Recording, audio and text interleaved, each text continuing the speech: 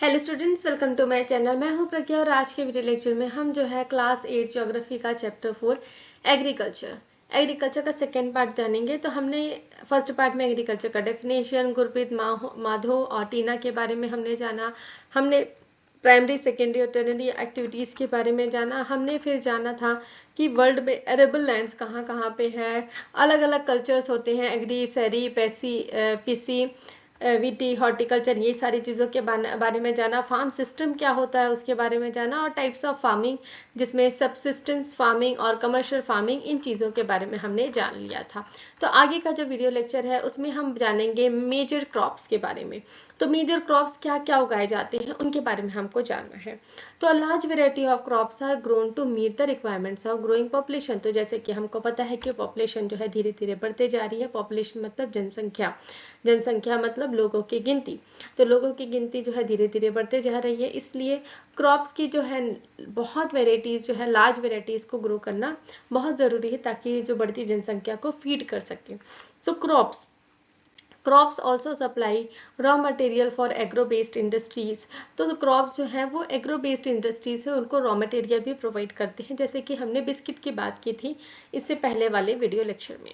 So major food crops are, तो सबसे major food crops क्या क्या हैं आपके? वीट, गेहूँ, राइस, चावल, मक्का और मिलेट्स में आपका बाजरा, रागी, ये सारी चीज़ें आ जाती है।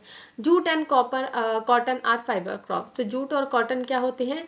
फाइबर क्रॉप्स होते हैं। फाइबर क्रॉप्स मतलब इससे कपड़े बनाए जाते हैं, कपड़े और बैग्स वगैरह बनाए जाते हैं। तो इम्पोर्टेंट ब्रिवरेज क्रॉप, ब्रिवरेज मतलब जो पीने वाले जो पदार्थ है उसे ब्रिवरेज कहा जाता है। तो ब्रिवरेज क्रॉप्स में क्या क्या आ जाते हैं आपके? टी और कॉफ़ी आ जाते हैं। तो सबसे पहले हमको चावल, राइस के बारे में जानना है। तो rice is the major food crop of the world. तो पूरे विश्व में राइस जो है मेजर फूड क्रॉप्स की गिनती में आता है। It is a staple diet of tropical and subtropical region. Rice need high temperature, high humidity and rainfall. तो ये जो है एक स्टेपल फूड, स्टेपल मतलब रोज खाए जाने वाला जो खाना होता है। तो स्टेपल डाइट है ट्रॉपिकल और सब ट्रॉपिकल रीजन्स का। तो राइस को उगाने के लिए ज़्यादा टेम्परेचर की ज़रूरत होती है, ज़्यादा ह्यूमिडिटी और ज़्यादा रेनफॉल की ज़रूरत होती है। It grows best in alluvial clayey soil which can retain water। और ये जो alluvial क्लेई सॉइल होता है, मतलब जो काली मिट्टी, जो चिपचिपी मिट्टी होती है उसमें होता है, जिसमें पानी रुक सके। तो China leads in the production of rice followed by India. तो चाइना में सबसे ज़्यादा चावल उगाए जाते हैं और उसके बाद जो है इंडिया में उगाए जाते हैं, और उसके बाद जापान, श्रीलंका और इजिप्ट में उगाए जाते हैं। In favourable climatic condition as in West Bengal and Bangladesh 2 to 3 crops are grown in a year. तो इसमें जो अगर फेवरेबल कंडीशन होते हैं जैसे कि वेस्ट बंगाल और बांग्लादेश में है, तो इसमें साल में 2 से 3 बार भी क्रॉप्स उगाए जाते हैं। नेक्स्ट हमको देखना है वीट के बारे में। So wheat requires moderate temperature and rainfall during growing season and bright sunshine at the time of harvest. तो वीट को क्या है? एक मॉडरेट टेम्परेचर चाहिए, ज़्यादा गर्म भी नहीं, ज़्यादा ठंडा भी नहीं, और रेनफॉल चाहिए जब वो उगता है, उगने के प्रोसेस में रहता है। जब हार्वेस्टिंग का टाइम आता है, मतलब जब जो बीज पकने के कगार पे आ जाते हैं, तो उस समय जो है उनको ब्राइट सनशाइन की ज़रूरत होती है। पौधों को जो वीट के जो पौधे हैं उन्हें। तो it thrives best in well drain loamy soil. तो और ये किस सॉइल में उगता है? Loamy soil.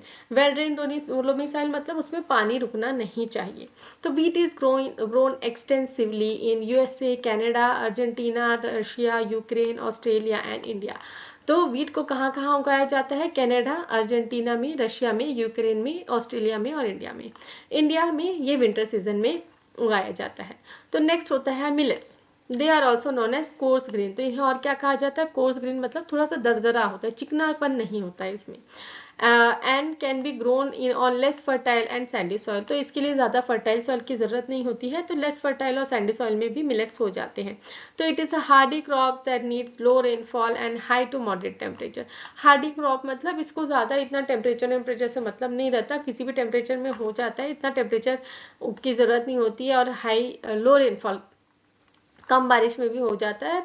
High temperature, moderate temperature सब में ये मतलब अच्छे से हो जाता है। सॉरी। सो जवार, बाजरा एंड रागी। तो जवार, बाजरा और रागी जो इंडिया में उगाए जाते हैं वो इस कैटेगरीज में आते हैं। और अदर कंट्रीज जो है नाइजीरिया, चाइना, नाइजीरिया, चाइना और नाइगर में भी ये उगाए जाते हैं। उसके बाद मक्का, साथ साथ में पिक्चर्स भी दी गई हुई हैं। तो मक्का की बहुत सारी वैरायटीज आती है। तो यहाँ पे आप देख सकते हैं मक्का जो है, भुट्टा जो हम खाते हैं, उसकी अलग अलग वेराइटीज यहाँ पे दी गई होगी। तो maize is also known as corn, तो इसे और क्या कहा जाता है? कॉर्न। स्वीट कॉर्न हम खाते हैं, जो हम पॉपकॉर्न खाते हैं वो यही कॉर्न है। तो इनकी बहुत सारी वेराइटीज होती है। देखिए यहाँ पे कुछ एक पर्टिकुलर ब्लैक है, ब्लू ब्लैक है, या इस तरीके का येलो और ब्लैक कलर में ये होता है। ब्लू, सॉरी मैंने ब्लू बोल दिया था, ब्लैक एंड सॉरी, फिर वही येलो और black colour. So maize requires moderate temperature, rainfall and lots of sunshine.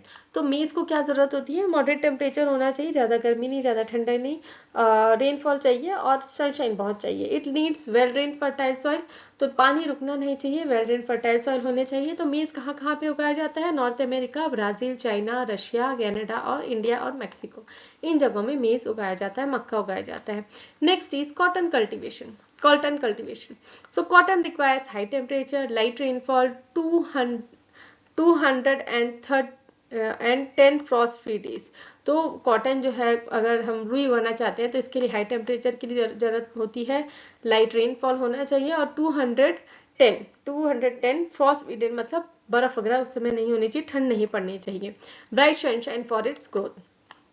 तो it grows best on black and alluvial soil. तो ब्लैक और एलुवियल सॉइल में कॉटन अच्छा होता है। कहाँ कहाँ उगाया जाता है? China, USA, India, Pakistan, Brazil, Egypt are leading producer of cotton. तो जब हम क्लास 7 में हमने पढ़ा था तो इजिप्ट में जो कॉटन है वो बहुत फेमस है, ये हमने देखा था। It is one of the main raw material for cotton textile industries. तो इनसे ही जो कॉटन के कपड़े हम पहनते हैं वो बनाए जाते हैं।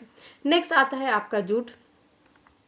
तो jute was also known as golden fibre. तो जूट को पहले जो है गोल्डन फाइबर भी कहा जाता है। इट ग्रोस ऑन, कहाँ उगता है ये? Alluvial soil and requires high temperature. High temperature की जरूरत होती है जूट को उगाने के लिए, हैवी रेनफॉल चाहिए और ह्यूमिड क्लाइमेट चाहिए। तो the crop is grown in tropical areas. तो कहाँ पे ये उगते हैं ये क्रॉप्स? ट्रॉपिकल एरियाज में। तो India and Bangladesh are the leading producers of jute. तो इंडिया और बांग्लादेश में सबसे ज़्यादा जूट होता है। तो नेक्स्ट इज कॉफ़ी। तो coffee requires warm and wet climate. तो कॉफ़ी को वार्म और वेट क्लाइमेट की ज़रूरत होती है, मतलब चिपचिपा मौसम होना चाहिए और गर्म मौसम होना चाहिए। तो वेल ड्रेन्ड लोमी सॉइल में ये होता है। तो hill slopes are most suitable for the growth of this crops. तो ये जो है हिली एरिया में ये उगाए जाते हैं, हिल के जो स्लोप्स होते हैं वहाँ पे। तो Brazil is the leading producer followed by Colombia and India. तो ब्राज़ील में सबसे ज़्यादा कॉफ़ी होती है, उसके बाद कोलंबिया और उसके बाद इंडिया में। तो यहाँ पे interesting fact, who discovered coffee plant. तो कॉफ़ी प्लांट को किसने डिस्कवर किया? डिस्कवर मतलब किसको पहले पता चला कि कॉफ़ी जो है उसको खाया, मतलब ऐसे ड्रिंक के तौर पे लिया जा सकता है। तो there are different versions about the discovery of coffee. तो कॉफ़ी के डिस्कवरी में बहुत सारी कहानियाँ हैं। वर्जन मतलब बहुत सारे कहानियाँ हैं, किस्से हैं। So in about 850 AD, Kaldi, an Arab goat herder who was puzzled by the queer antics of his flocks, tasted evergreen bush on which the goats were feeding. On experiencing a sense of exhilaration, he proclaimed his discovery to the world. तो एक बकरी चराने वाला था जिसका नाम क्या था? कल्दी। तो कल्दी जो है 850 में, तो वो क्या है, जहाँ उसके बकरियां वगैरह चल रहे थे वहाँ पे उसने जो बेरीज थी, ठीक है, ये जो बेरीज दिख रही हैं, छोटे छोटे बेरीज, ठीक है, ये बेरीज को उसने टेस्ट किया। तो टेस्ट किया उसके बाद वो एकदम, मतलब जो उसको टेस्ट आया, उसके बाद से उसने वर्ल्ड को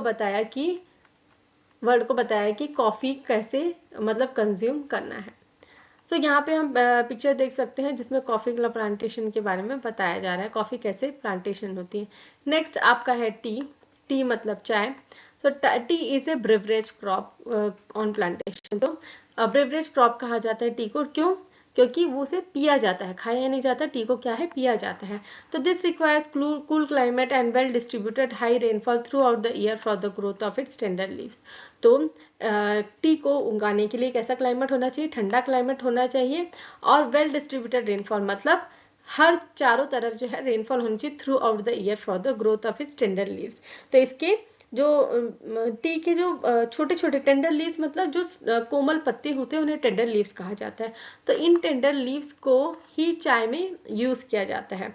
तो इट नीड्स, इसके लिए वेल ड्रेन्ड लोमी सॉइल की जरूरत होती है और जेंटल स्लोप्स की जरूरत होती है। Labour in large number is required to pick the leaves, और बहुत सारे लोगों की यहाँ पे लेबर की जरूरत होती है, मजदूर की जरूरत होती है, ताकि वो जो कोमल कोमल जो पत्ते हैं उनको वो पिक सके, तोड़ सके। तो Kenya, India, China, Sri Lanka produce best quality T in the world. तो ये सारी कंट्रीज जो है बेस्ट क्वालिटी टी उगाते हैं। तो यहाँ पे टी प्लांटेशन की पिक्चर यहाँ पे दिखाई गई है। नेक्स्ट हमको देखना है एग्रीकल्चर में डेवलपमेंट कैसे हुआ। तो एग्रीकल्चर डेवलपमेंट के बारे में हमको जानना है। तो agriculture development refers to the effort made to increase farm production in order to meet the growing demands of increasing population। तो एग्रीकल्चर डेवलपमेंट का क्या मतलब होता है कि हम अपने जो फार्म है उसके प्रोडक्शन को कैसे बढ़ाएं। तो इस प्रोडक्शन को इंक्रीज करने के लिए और जो हमारी जो ग्रोइंग पॉपुलेशन है उसकी डिमांड को पूरा करने के लिए हमको जो है फार्म प्रोडक्शन को इंक्रीज करने की बहुत ज़रूरत है। तो this can be achieved in many ways such as increasing crop area, number of crops grown and improving irrigation facilities, use of fertiliser and high yielding variety of soil. तो ये सारे मेथड्स हमको अपनाने हैं ताकि हम एग्रीकल्चर डेवलपमेंट को achieve कर सके, मतलब अपने जो क्रॉप्स है उसकी उपज को बढ़ा सके। तो इसके लिए जो है जो ग्रोइंग पॉपुलेशन है उसको फीड करने के लिए हमको सबसे पहला क्या है, जो क्रॉप एरिया है उसको बढ़ाना है, कितने क्रॉप्स जो एक बार में उस जमीन में उगाए जाते हैं उसको बढ़ाना है, इरिगेशन फैसिलिटी जो सिंचाई की व्यवस्था है उसको बढ़ाना है, फर्टिलाइजर्स जो फर्टिलाइजर्स यूज होते हैं उसको बढ़ाना है, और या हाई यील्डिंग वैरायटी जो है सीड्स की उसको यूज करना है। Mechanisation of agriculture is another aspect of agriculture development. तो मैकेनाइजेशन ऑफ एग्रीकल्चर का क्या मतलब होता है कि मशीन्स का यूज करना एग्रीकल्चर में। जैसे कि जो ट्रेडिशनल तरीका होता था जुताई करने का, खेत को जोतने का, बैलों के पीछे हल लगा के जो जोतने का, जो हाँ से हल हम पढ़ते आ रहे थे, उस प्रोसेस को ना करके हम ट्रैक्टर्स का यूज करें, और हार्वेस्ट करने के लिए हार्वेस्टर्स का यूज करें।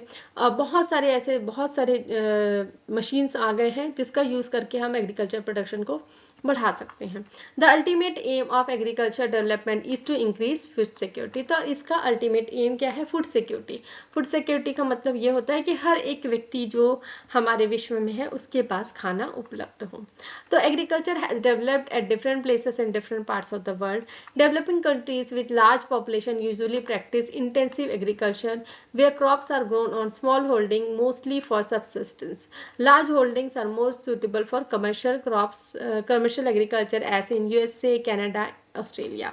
तो एग्रीकल्चर अलग अलग जगह पे अलग अलग फेज में डेवलप कर रहा है। तो डेवलपिंग कंट्रीज जो है वहाँ पे मोस्टली जो है इंटेंसिव एग्रीकल्चर प्रैक्टिस किया जाता है, जहाँ पे वो खुद के लिए ही जो भी उसके खेत में उपज होता है वो खुद के खाने के लिए ही यूज़ किया जाता है, क्योंकि लोगों के पास छोटी ज़मीन होती है और उसको अपने गुजारे के लिए वो यूज़ करता है। और लार्ज होल्डिंग जो बड़ी बड़ी कंट्रीज़ हैं वो वहाँ पे लोगों के पास ज़्यादा ज़मीन होती है, जैसे कि यूएसए, कनाडा, ऑस्ट्रेलिया हो गया, वहाँ पे लोग जो है कमर्शियल एग्रीकल्चर करते हैं।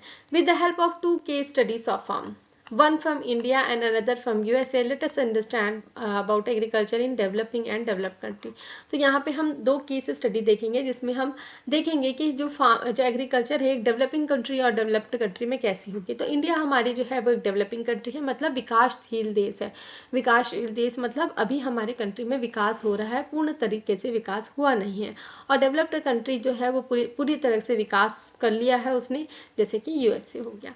तो food security exists when all people at all times have access to sufficient, safe and nutritious food to meet their dietary needs and food preference for an active and healthy life। तो जैसे कि मैंने बताया food security का यही मतलब होता है कि हर एक व्यक्ति के पास सफिशिएंट खाने के लिए हो, सफिशिएंट न्यूट्रिशियस फूड हो।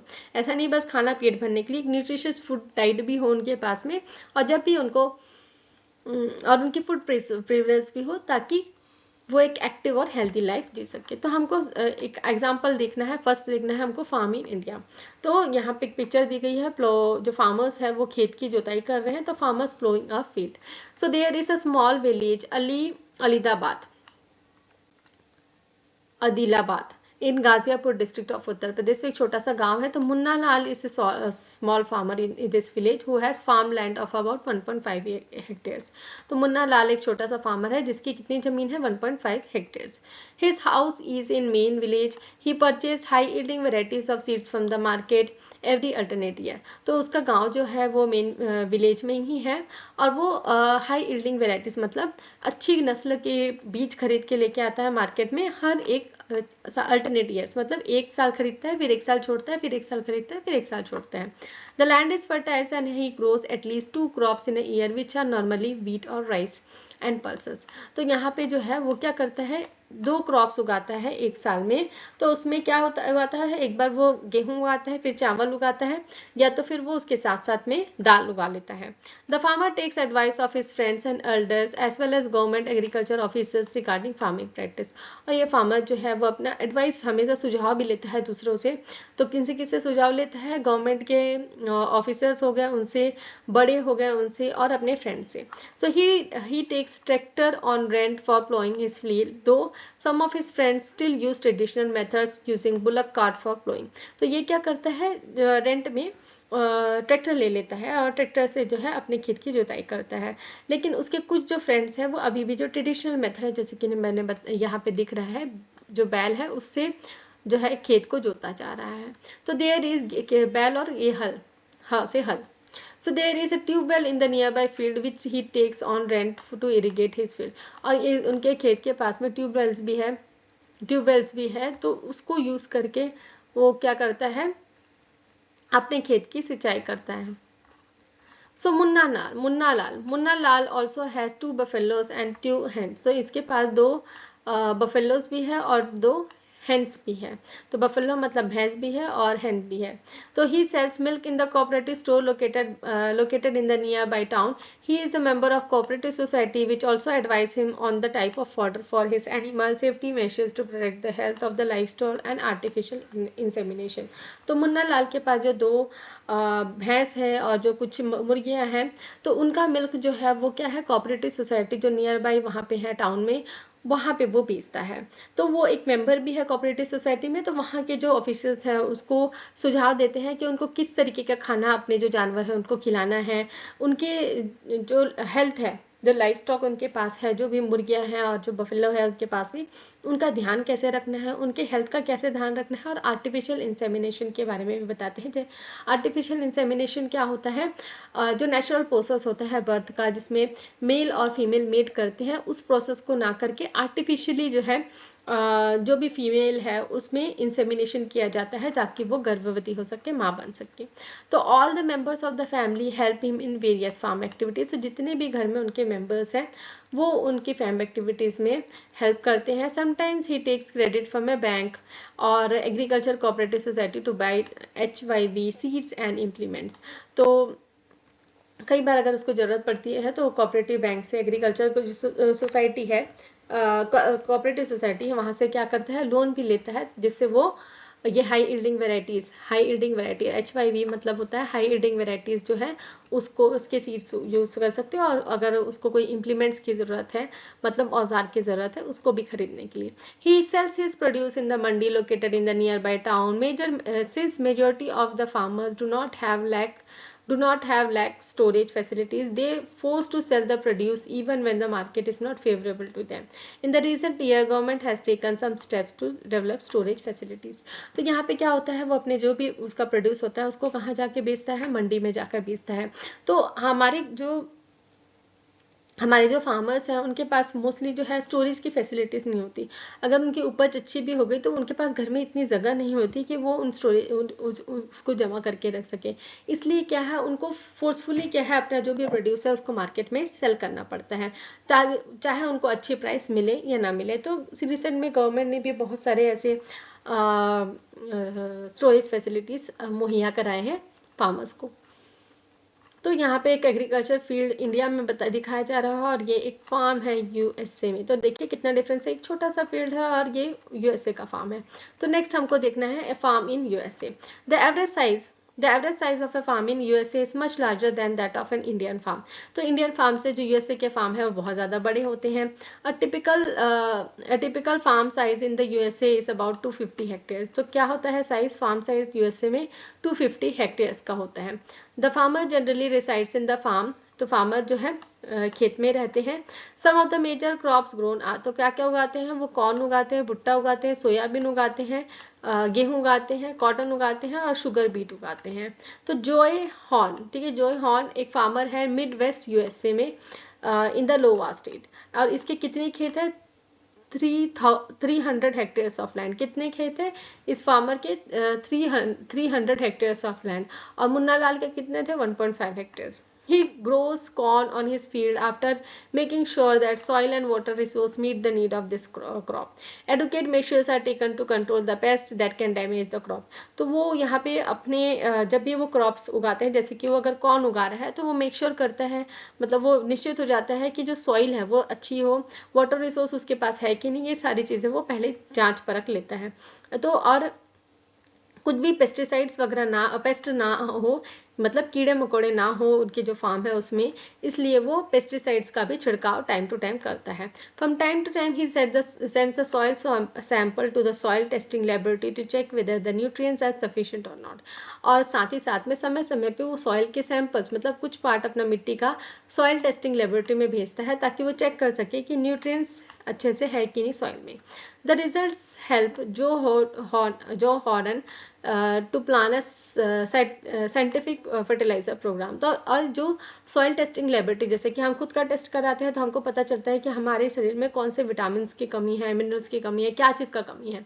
तो वैसे ही जब सॉइल की लेबोरेटरी में टेस्टिंग होती है तो उसको एक स्पेसिफिक प्लान मिल जाता है, एक साइंटिफिक फर्टिलाइजर प्रोग्राम के तहत उसको एक प्लान मिल जाता है कि क्या क्या फर्टिलाइजर, किस टाइप के फर्टिलाइजर्स उसको अपने सॉइल पे यूज़ करने हैं। और The computer is linked to the satellite which gives in precise picture of the field. अब यहाँ पे देखिए उसके जो फील्ड है उससे कंप्यूटर लिंक्ड है सैटेलाइट से, ठीक है। तो सैटेलाइट से उसको पता चलता है कि उसके फार्म का पिक्चर कैसा है। तो this helps him to use the chemical fertilizer. तो इससे ही उसको पता चलता है कि उसको केमिकल फर्टिलाइजर्स और पेस्टिसाइड्स कब यूज़ करने हैं अपने खेत में। तो ये तरीका होता है स्प्रे करने का पेस्टिसाइड्स में, पेस्टिसाइड्स के लिए। तो एक पर्टिकुलर एक मतलब एक एयरक्राफ्ट है जिसके थ्रू पेस्टिसाइड्स जो है उसका छिड़काव किया जा रहा है। So he use tractor, seed drillers, levellers, combined harvesters and threshers to perform various agriculture operation.